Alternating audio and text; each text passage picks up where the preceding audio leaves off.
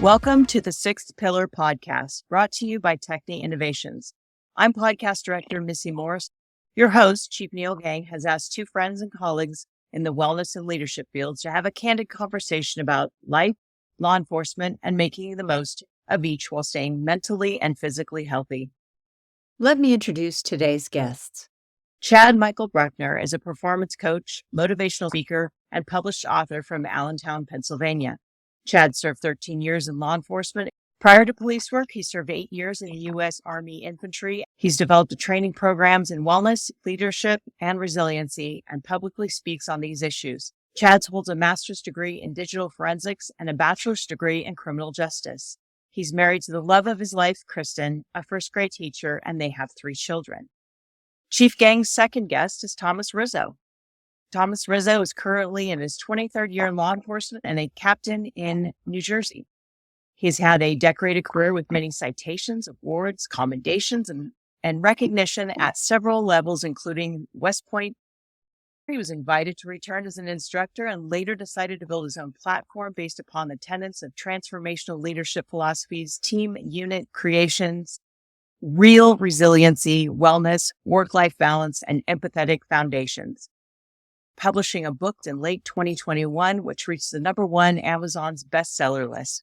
Using the book's disciplines, Thomas created a seminar called The Ivory Tower and Operation LEAD that to date has presented in 44 states to a wide range of audiences. He believes leadership is a perspective and not a rank, and accomplished by being the best version of yourself, capable of seeing, realizing the best in others. His most prized accomplishment is that of his 4 amazing children. Chief Neil Gang, the floor is yours. Thank you so much. Wow. Hearing those bios, it makes me want to just do a mic drop and just call it a day. So much information, so much great work. Both of these individuals, I'm super blessed to know on a personal level and also as colleagues. And, as a police chief and being in law enforcement for 35 years, there's my day's coming. My chapter's about to end. And I'm super blessed by knowing that these two individuals will be leading, law enforcement profession into the future. And that's what we need. So welcome to the Sixth Pillar Podcast. This has been a passion project of mine for over 3 years. I finally have such an amazing team at Techne Innovations. Missy Morris, which you just met. What you don't know, she's a retired police lieutenant from out here in California with over 28 years experience. And she's best known probably for her blonde ponytail that used to hang out of her helmet as she was a motor riding around the streets of Roseville with her BMW. Missy's an amazing person. So having this amazing team to be able to bring this podcast forward is super exciting to me. Just having unfiltered conversations about leadership and organizational wellness. I always say this is not a home for buzzwords and bullshit. We're going to have unfiltered conversations. And that's why I'm super blessed to have Chad and Tom with us today. I've always committed that I would make this a faith-based foundation. So today's Bible verse that I'm going to share, and then we'll get into this, is Philippians 2:3. Do nothing out of selfish ambition or vain or conceit. Rather, in humility, value others above yourself. And that's why I have Chad and Tom with me, because that's exactly what they're doing, putting themselves out there to be able to serve others and serve their communities. So again, super blessed to be here. Chad, welcome. Tell us a little bit about the work that you're doing and what motivates you to be able to do the things you're doing. Chief, thanks for having me on. Pleasure to be here with Tom as well. I have a lot of respect for Tom. Real quick, when I left law enforcement 3 years ago, I was on LinkedIn. I was searching for inspiration, searching for influence, searching for people that thought like me, and I knew they were out there. And then I see Tom Rizzo, an active lieutenant. I think it was lieutenant, maybe captain now, but then a lieutenant. But I don't know. I just saw this guy posting the things I was thinking and feeling, and I just thought, okay, well, if he can do it, I can do it too. So Tom, thank you, man, for your influence and all you do. Was it his biceps, Chad? It wasn't the biceps that got you? Everybody even talks about his biceps. I love Tom for his heart, man, his character, man. That's what I love about him.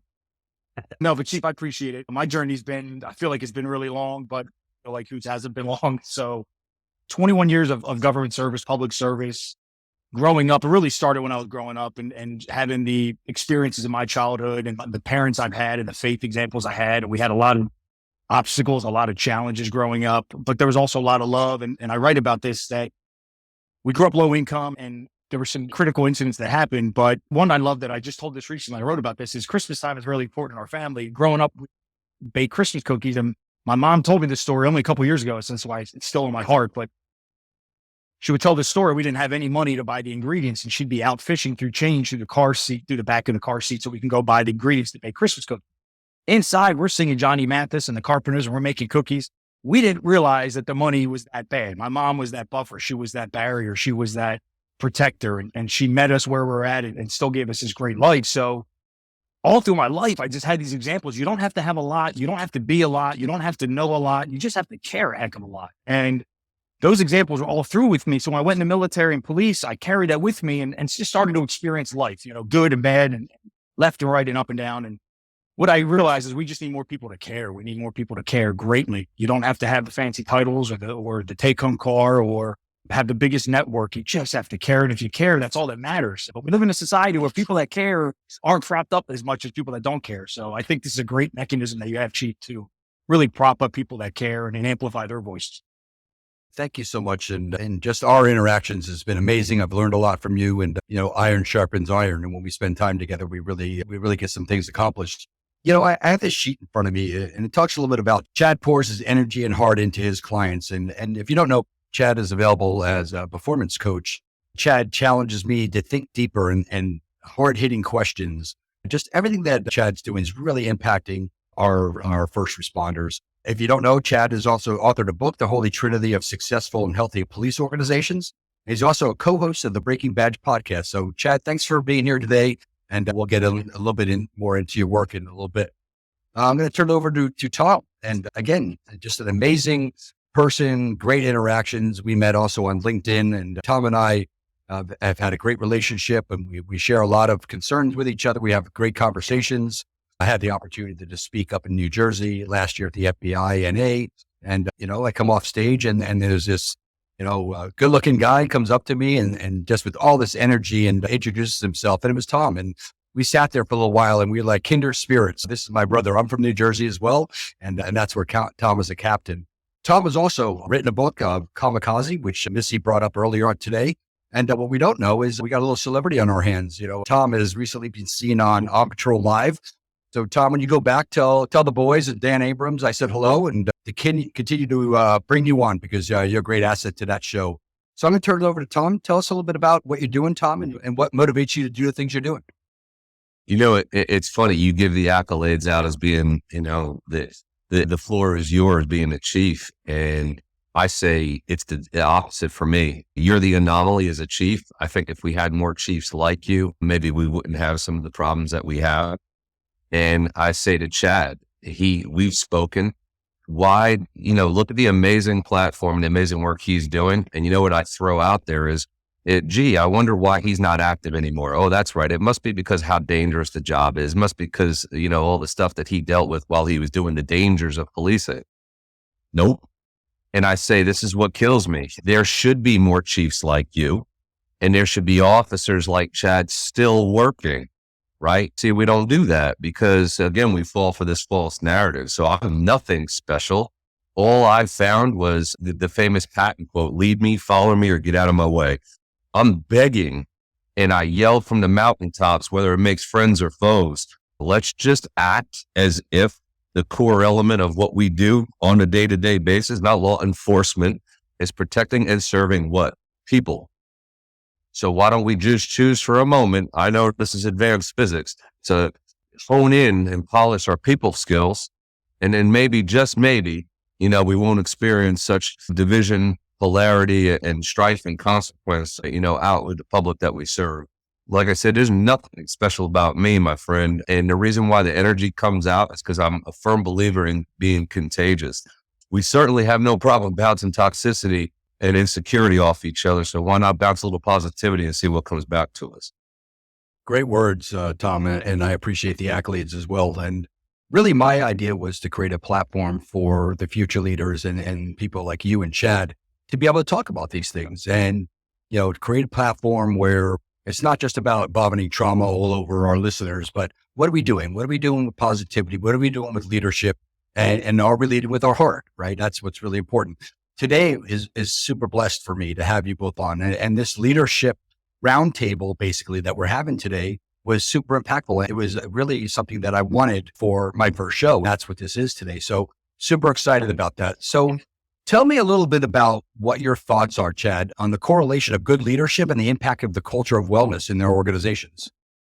It's a great topic, Chief. And I write about this in my book. I'm not sure how we become well or become great leaders without being well. I'm not sure how we can meet people where they're at, meet our officers where they're at, listen to their complaints, listen to their problems, right or wrong, true or not. How can we meet them where we're not well? Because we're dealing with problems all day long. So it's understandable if I'm not a well leader, when I'm dealing with these problems of the day and these fluid environments that law enforcement is, every day is a challenge, every day is a battle. So you have to be well and you have to put yourself in the situation. So just in the course of my career, running across so many leaders that you look in their eyes and you see how unhealthy they were, whether overweight or mentally broken or emotionally hurt and damaged. And I think we can create a lot of resources and avenues for these leaders that are existing to help them heal, because I don't know any other way to successfully and healthily build organizational culture without the leader, the chief executive, being of a good foundation of physical, spiritual, mental, and emotional health. Very good. Good words. As I travel around the country, there's definitely that correlation of good leaders and also healthy organizational wellness in the culture. What's sad is that you go around and you speak on organizational wellness and leadership, and inevitably somebody comes up to you afterwards and say that's great ideas, great concepts, but our leader is this or our leader is that. And then conversely, you get the opposite. Well, we have great organizational wellness, but there's a lack of leadership. So there's definitely that infusion that needs to happen. And that's why I think that both of you are really pushing that message, which is really important. Tom, talk a little bit about what your thoughts are and what you're seeing around the country. Not to sound presumptuous, but I say this often, right? Well, who takes care of the leaders? So I think as you ascend in leadership and rank and responsibility, naturally your shoulders have to broaden. I understand that. But I say, if we don't have a platform, if we don't have some type of source or, an account to make, we certainly make our deposits, but to make our withdrawals from, well, who's going to take care of us? Where's our means or our avenues of a catharsis? So I often say, where I go throughout the country, the ones I see as viable organizations that are surviving times of, trials and tribulations alike consistently are those that have people in positions that believe they serve the position, not that the position serves them. So when they act as if the position serves them and now look at me, I think that that's going to be the cancer that inevitably will kill the culture, right? So I often write, and I often blab about cancer of culture. And I think that's always the resounding fact. And hurt people. So the worst that happens is we ascend in that rank, and the ability to reach out and hurt more folks by virtue of our status, or authority or statutory authority. And I see it perpetuate. I wrote about this the other day, man. I think you guys would agree with me. Chief, you have more time on than me, and Chad, I'm a little bit ahead of you, but I would say the three of us would all agree, different generational, maybe ideology on this, but back in the day, it was just easy to recycle and replace. So I say to the chiefs that are in your category and mine of that, tenure, I'm screaming, buyer beware. They will hit. This new generation is savvy enough to say, hey, wait a minute. So if we don't switch it where it's a foundation of wellness, I didn't say, hug a thug. I'm not saying that. So contrary to my haters out there, but if we don't have means to recognize the wellness and put that as the forefront of the people in the organization, co-mingle with the leadership element. They got to be together on that. So there is no boss when it comes to leadership. I would say that when it comes to wellness, leadership in terms of the perspective of wellness. So I think that if we have a cyclical kind of, system, I think those are the ones I've seen throughout the country that survive. Yeah, I agree. And I see Chad nodding his head as well.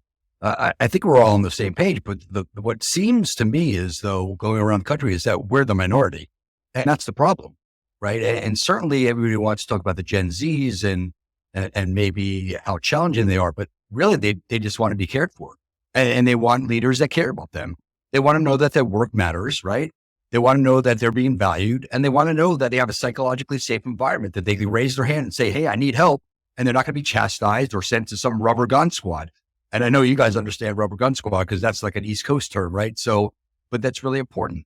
So I want to see if your experiences have been the same. If you could think just for a minute back in your entire career, Chad and Tom, can you count even one hand good leaders that you've had or good leadership? I can't, not even a full hand.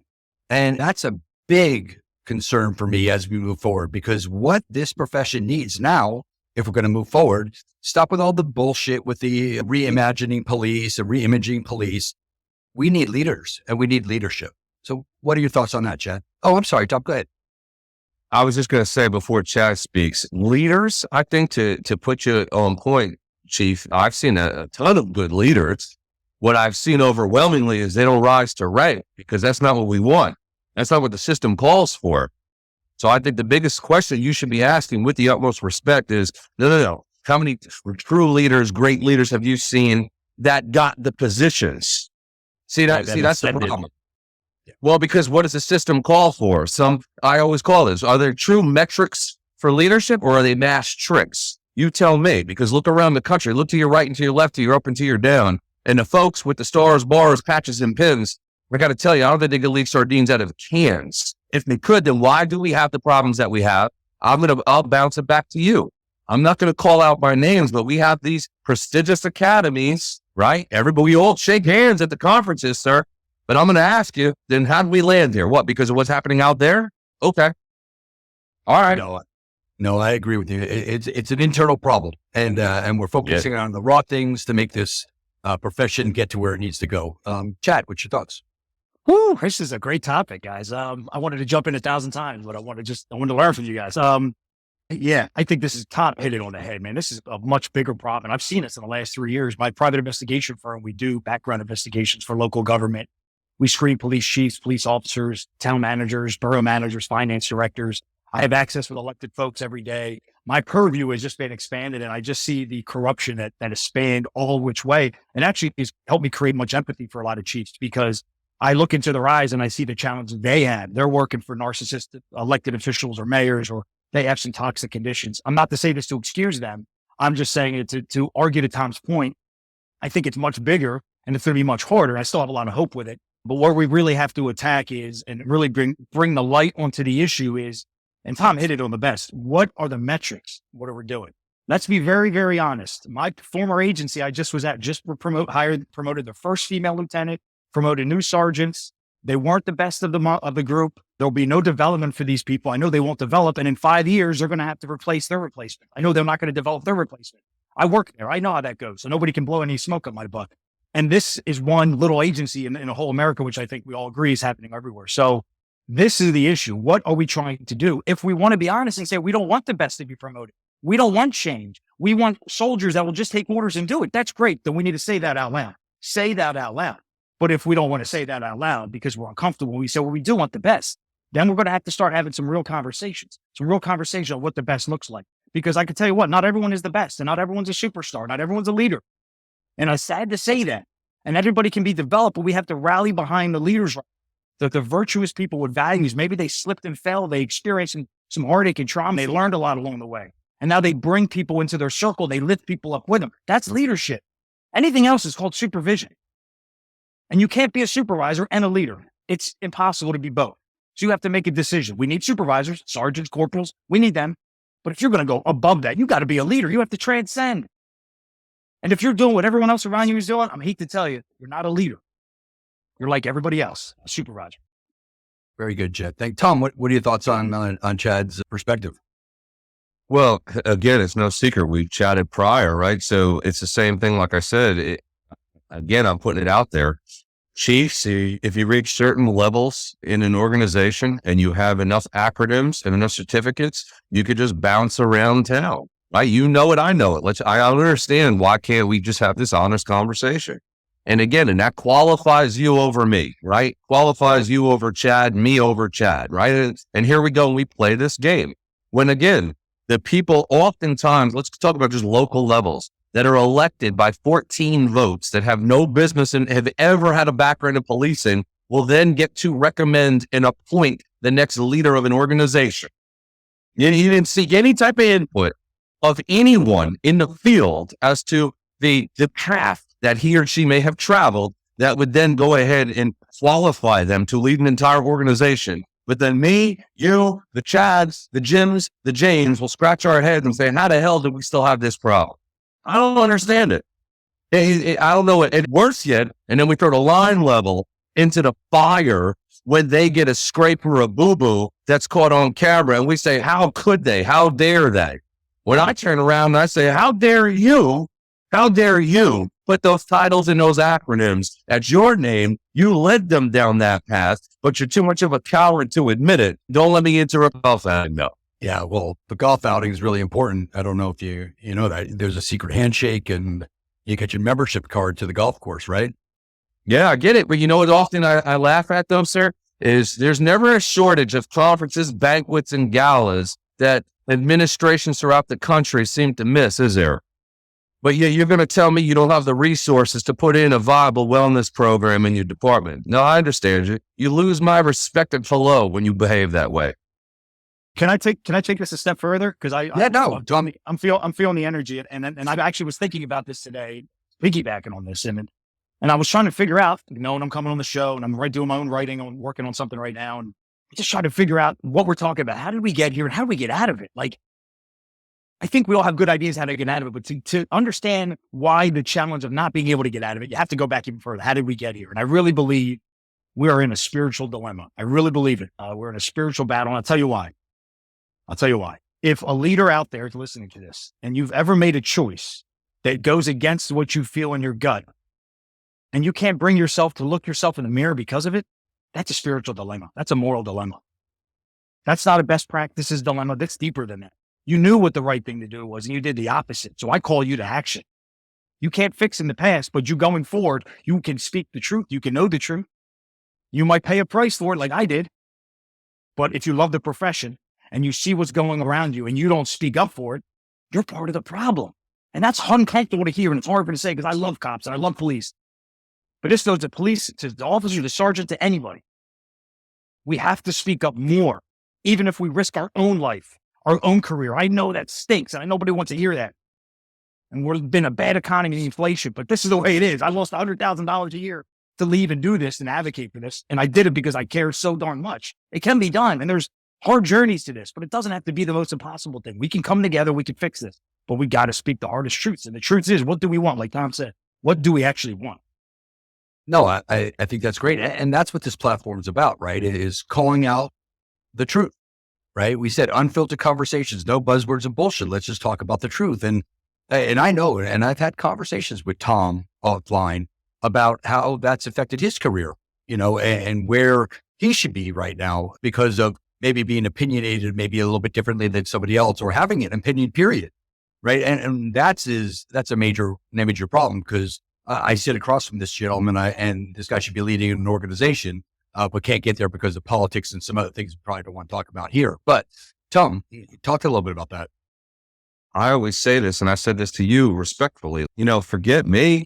That's why I say all the time, but what's the path that we're leaving it? Are we leaving it better than when we inherited it? So then you create that cynical soul in me and that hurt person in me who then what? I either stay past my due and continue to now punch back and hurt other folks, or I get to the point of disenchantment where I say, I just don't believe anymore. You started this off by reading a Bible verse. I'm going to tell you to your face, man. I've called out to God and I think that he put the phone, off the hook for me. And I'm going to say that. Why? Because I'm so damn tired of saying, oh, why me? But it's not me, it's Chad, it's all over the place. And I'm saying what? Just give me that leadership, not about the rank, but you spend more time and energy throwing stones at me while out there. That's what I say all the time. I don't understand you, man. You realize people like me are special. You know what we want? We want something to believe in. And all you got to do is not give me the shiniest rifle or the newest vehicle. Just give me something to believe in, that you believe in my capability. You want my potential to grow and you want me to do well out there. And if I make a mistake in the head, consider it a policy book you gave me is this big that you'll look at me and say, yeah, I made a few mistakes too. Relax. You're not forever banished to the land of misfit toys. And do you know what people like me would do for you, Chief? We would run through a damn brick wall all day, every day, and smile as we do it. And how do I know this? Because the places I've gone that make a fraction of what I'd make sit there with smiles on and can't wait to come to work. But then the people like me here in California, I'm in New Jersey, we're the highest paid in the country, looking like we're damn zombie apocalypse driving our asses in. So you tell me, man, just give me something to believe in. I'm not a threat to you because I might be able to run the mile quicker than you. Hey, dummy, why don't you then use me to run the mile? Makes you look better. Yeah, good, great points. Really good points. So it's so frustrating. The insecure leaders that we have that are leading organizations is so detrimental to what we are seeing and the results that we're obtaining now. I'm going to change gears here a little bit. There's a book called The Leadership Challenge by Cozy Posner. This leadership book has been written, it's like in its 6th edition, so about 30 years now. And they interview attendees at their classes to get the 4 top qualities of what they see in leadership. You'd be amazed that over the last 30 years, the top 4 qualities have remained the same. The top 4 have remained the same. They may have changed positions, but they remain the same. And it's honesty, competency, inspirational, and forward thinking. Honesty, competency, inspirational, and forward thinking.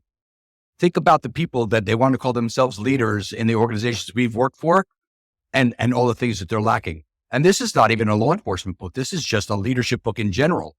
I can tell you right now, most of the people probably I work for were honest. I question whether or not they're competent.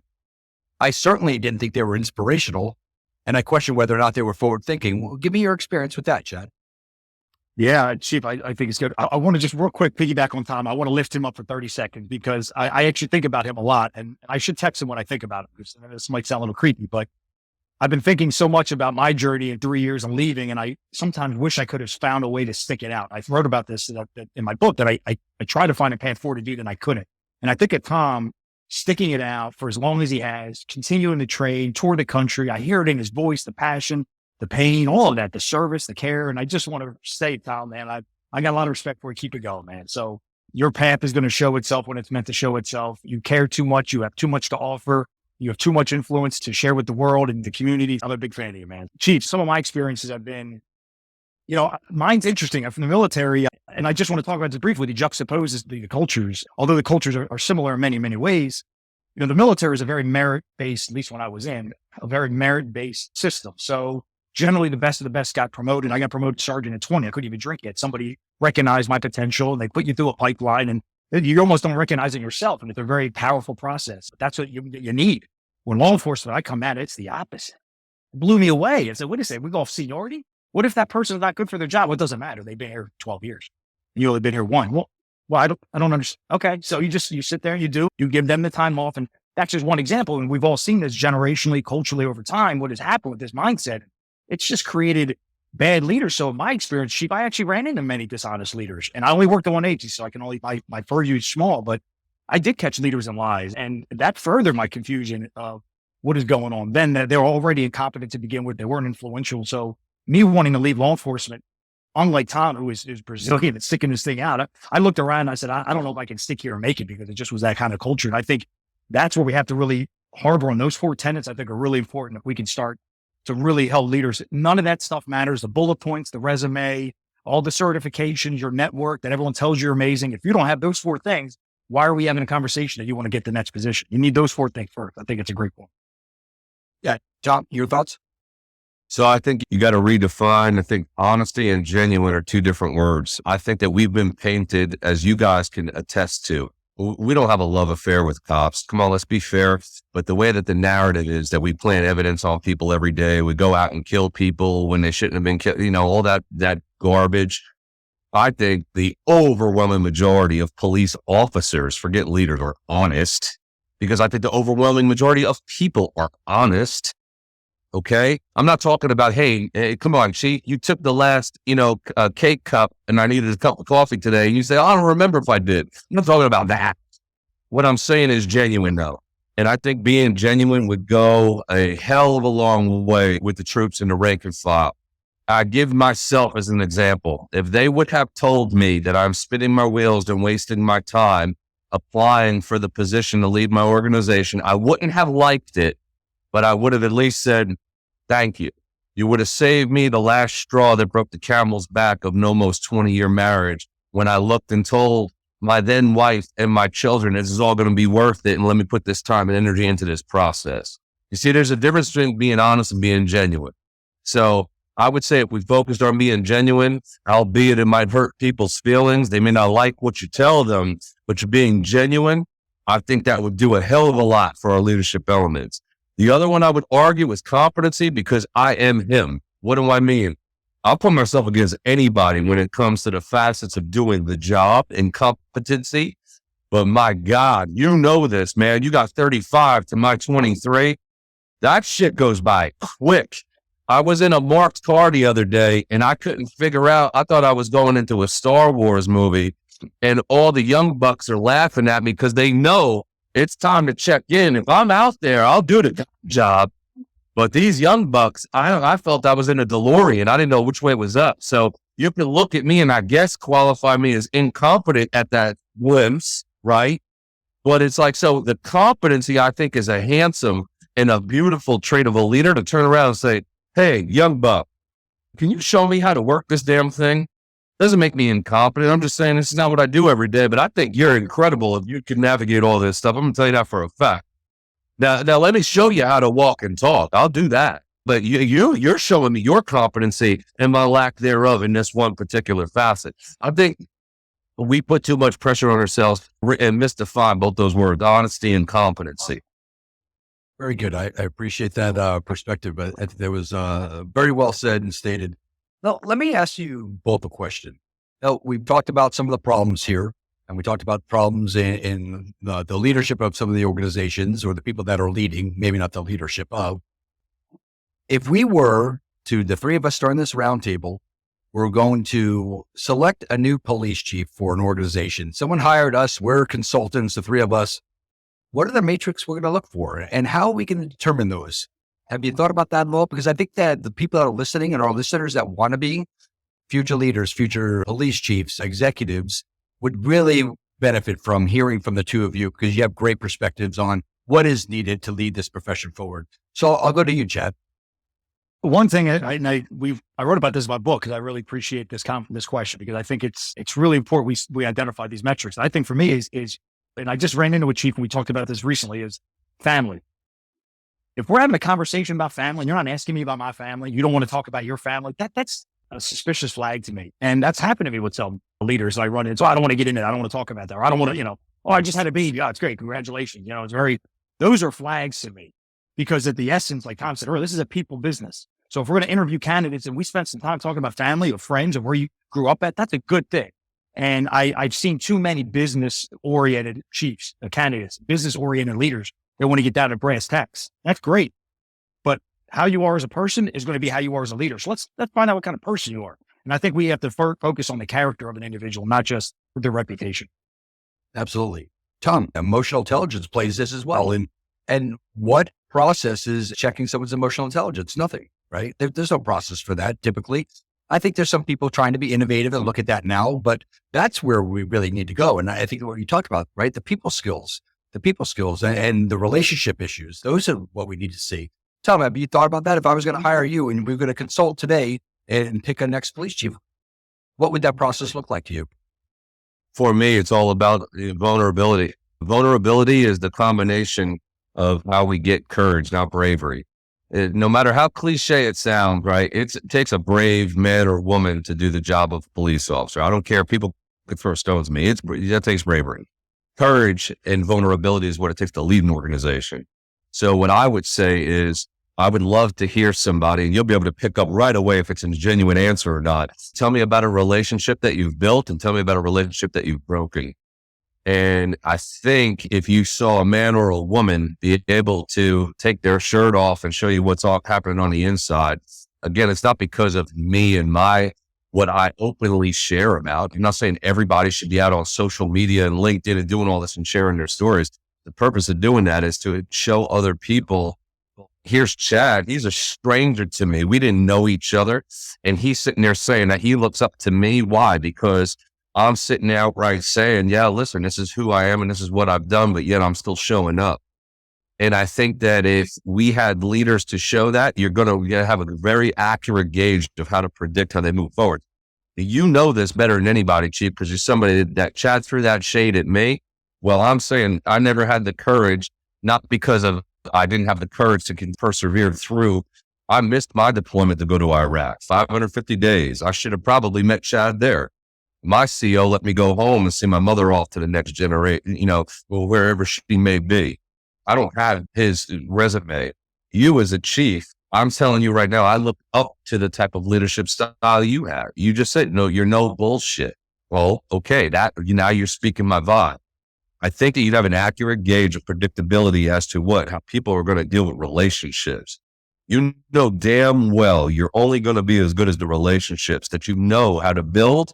You can acknowledge how you broke, and then you understand how to do what? Further build. That's being a forward thinker, is relationships. Absolutely. It's funny. I sit amongst you both who have authored books and have done great jobs. And, Tom with your book Kamikaze and Chad with your book Holy Trinity of Successful and Healthy Police Organizations. And I thought to myself, it's something I really want to do. I want to write a book. And I really prayed about this a little bit. And I go, you know what? I'm going to write a book and it's going to be a one page. In the middle of the page is going to say relationships. And I'm going to bind that and sell that. And someone told me, okay, you're effing crazy. Like no one's going to buy that. But if you really talk about it, leadership's about relationships. And there's really nothing more than that. And so, it's funny you say that, right? Bucket list dream. I told this to Chad when we first started kicking it, a bucket list to write a book. And it took me far too long. Why? Because you believe in the bullshit that's out there. People telling you, well, like you just said, are you effing crazy? I'll tell you this right now. If you wrote a book that said how to go to the bathroom, I would buy it. It's why? Because of the relationship. So when I set out on an adventure, I thought I was told legitimately, hey, if 10 people get this that and are your people, you consider yourself successful, right? I never expected, anybody to reach out and want that. That's something I say and put onto paper, but that was my catharsis over to build relationships with strangers. You understand me? It's not about picking up a guy or a girl at a bar. I'm asking you, can you have an uncomfortable conversation? Can you turn around and look me in the face and tell me a relationship you broke? I'm telling you my biggest one, my marriage. And then on top of it, I hated my mother, not legitimately. I'm saying I blamed her for getting terminally ill and me never having that person in my life. Yeah. So what? Now imagine that, sir. Let me do that with an organization. So if I trip and fall and get it wrong, I'll be the first damn one to show up and say, I got this wrong. Or if I see one of my officers do something, I'm going to say chapter 1 and say how we got to chapter 5 before I show you the clip of the video showing the hand coming up like this. Just asking you. Yeah. No, great points. And your perspective is always spot on. And so our listeners know this is not the first time I've talked to Tom or Chad. And Tom and I have had some really good conversations about what he's doing, about his future. I encourage him to continue. And because the bottom line is you'll never know that the lives that you're impacting and you're impacting lives. That's really, really important because that's what this profession needs. They need people like you, Chad. They need people like you, Tom, that they can get a good matrix of where they need to go and what they need to do to be successful in this career. You two are impactful. You're needed, you're appreciated, and you're certainly wanted. So I have to get that message to you both today because I think that's important before we get off this podcast today. Chad, talk to me about your motivation for your book a little bit, and it's a little bit of a different scope, but talk a little bit about that and how you got to where you were. Writing a book was never something I wanted to do. I remember actually talking to Tom about his book, probably middle of 2022, and learning about, what that experience was like briefly on a phone call with him. And so it was something I guess I was always interested in. But what happened in 2022, August of 2022, I applied for a chief of police position in the same county I grew up in, the same county I was a police officer in. I was now out of law enforcement. I left my head low for sure. And I left kind of wondering, was it my fault? Was it their fault? Trying to pick the pieces together. And then clearly started to get my wits together, started to get a lot of therapy and healing and recovering and realized how broken the culture I was. Tom made a great point. My police forward agency just released a photograph from their Wednesday night from their department meeting. And, everyone's taking a re-oath and swearing in. And I'm looking at all the faces of these people I know, joyless, just bags under their eyes, no smiles on their faces. And we got to call that stuff out. That is not okay. Our people should be smiling. Some of them should be smiling. I get not all of them smile, but everybody should at least be given an opportunity to throw a smile up and to have a voice. So I applied to this chief position because I met this town manager, really thought it was a town I could work for, really loved his values. And so I applied for it and did not get an interview. So my expectations was this. I had a command experience I didn't have. You have to have been to either one of these command schools, which I didn't have. But I knew that. I knew I probably wasn't going to get it. It's a political process. But I wanted the shot to interview. I thought I'd get an interview. My expectations was I'd get an interview. I learned about the process, Maybe I can make an impression. Maybe I can't, but I'll learn either way. To not get an interview and to not even be notified that I not get an interview. And then I had to follow up like weeks after the interviews were scheduled. Say, I never heard back from you guys. And the recruiter came to one line. Oh, you weren't accepted, So the callousness of the whole process, when I know some of these people involved personally, was just a further example for me of how broke the system was. I took a week to like lick my wounds and realize what I'm going to do. And then I said, I got to write a book. I have more things to say, like Tom. I have more pain to communicate.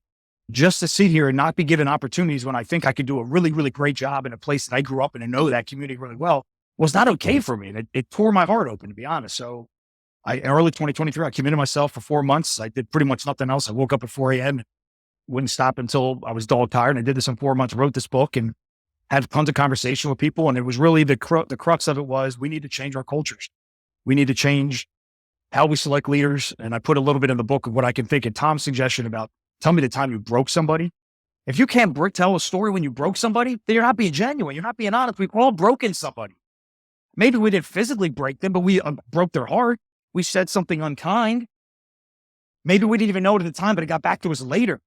But these are true. These are true for all of us. And if you can't be honest about this as a leader, that scares me for our profession. So Tom, that's a great question. Tell me the time you broke somebody. I'd love to tell you the time I lied to my girlfriend or I lied to my wife. And I did that before.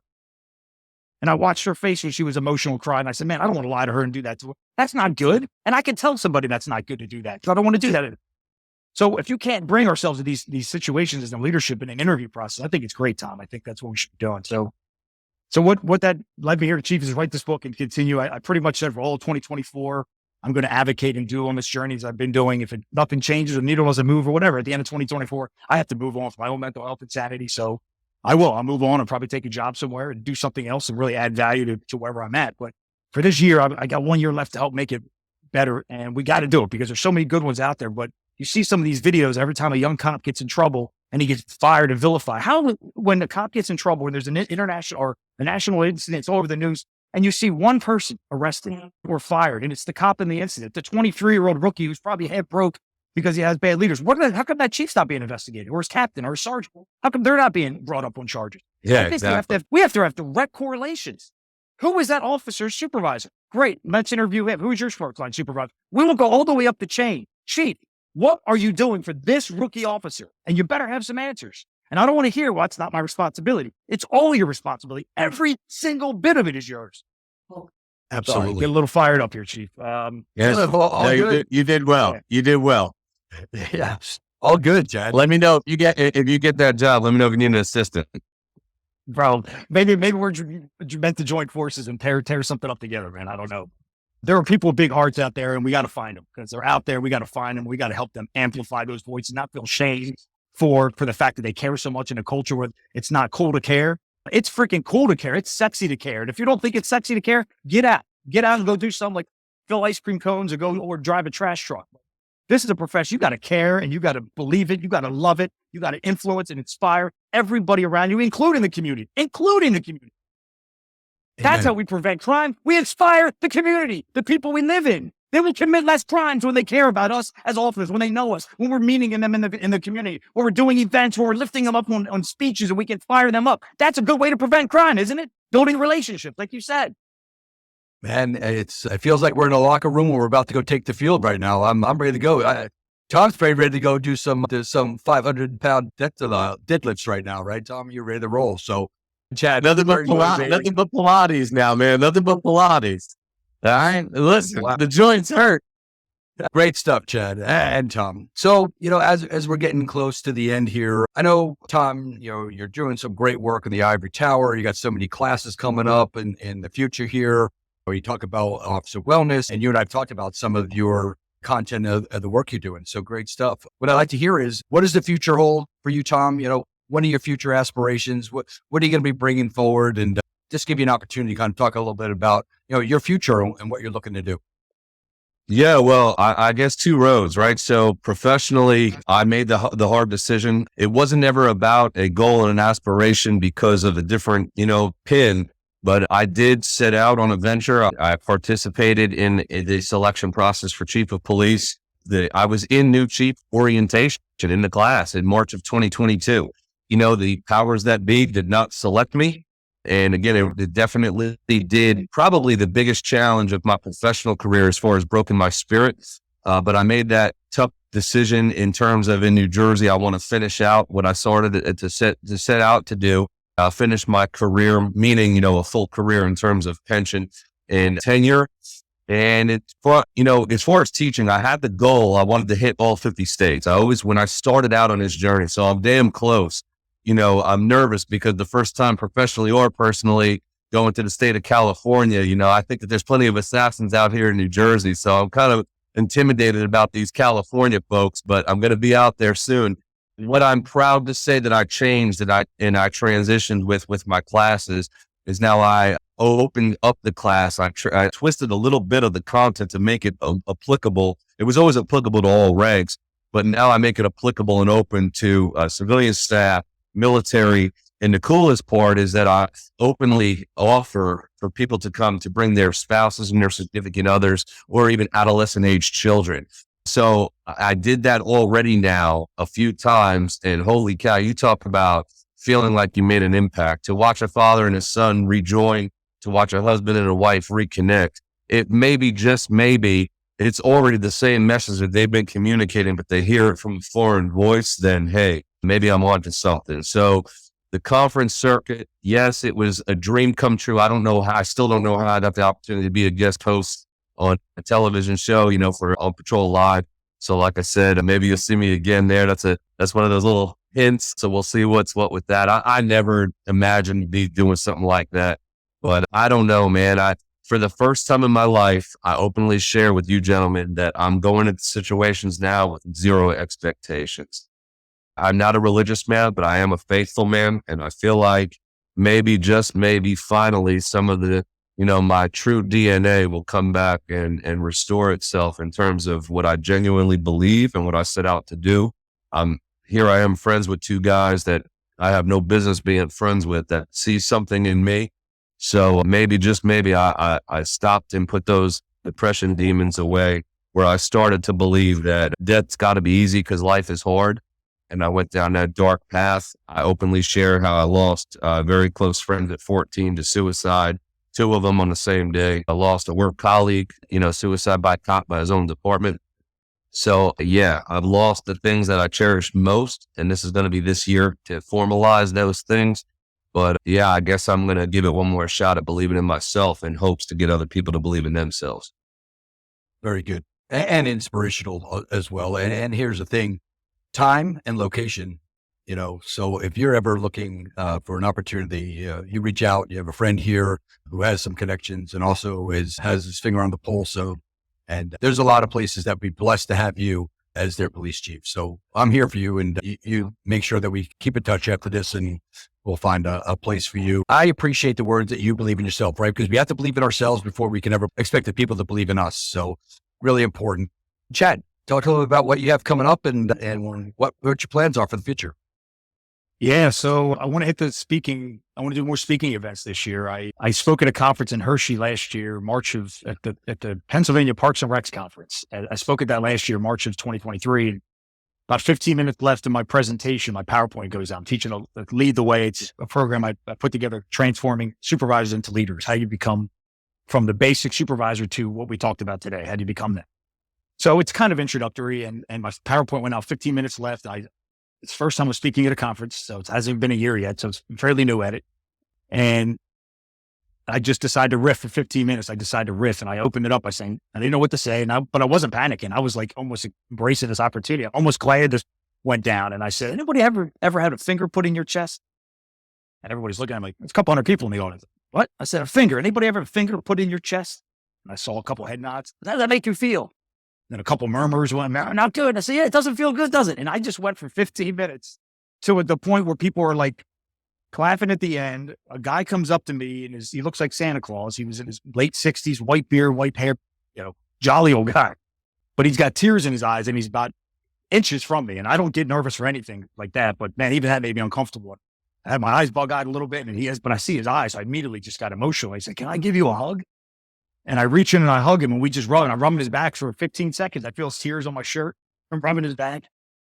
And I've been in these situations before, so I really didn't think anything of it. So I drive home and I tell my wife, an hour drive from Hershey to Allentown, I tell my wife about this. And she's telling me, babe, that is not a normal experience. People don't, I know it might be normal for you at conferences or whatever, where you go, but that's not a normal experience. The guy beelined up to you to give you a hug and you're rubbing his back. So I think you need to explore that a little bit. So I come back that next weekend and we're sitting in my daughter's room and I'm talking to my wife about the conference. We're about 5 feet apart, crisscross applesauce sitting on the floor.